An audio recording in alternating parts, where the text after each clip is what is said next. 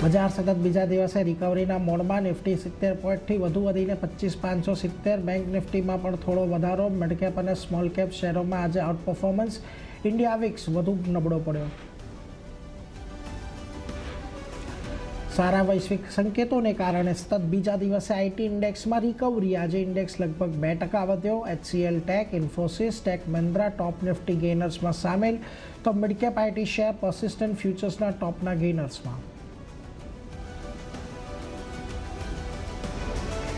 IT પછી pharma શેરોમાં સૌથી વધુ જોશ. ફાર્મા ઇન્ડેક્સ લગભગ 2% વધ્યો. ફાર્મા ફ્યુચર્સમાં ઓરો ટોપ ગેઇનર્સમાં, જ્યારે રિયલ્ટી, PSU બેંક, ડિફેન્સ અને કન્ઝ્યુમર ડ્યુરેબલ્સમાં પણ સારી તેજી, પરંતુ અમુક FMCG અને કેપિટલ માર્કેટ શેરો આજે દબાણ હેઠળ.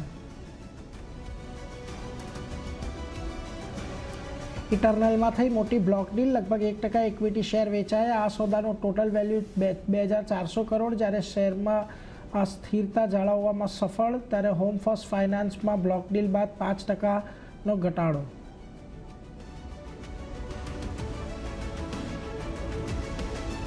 બુલિશ બ્રોકરેજ રિપોર્ટથી પૂનાવાલા, ફિનકો અને શેફલર ઇન્ડિયામાં મજબૂત ખરીદી. બંને સ્ટોકમાં 1.5%થી વધુનો ઉછાળો.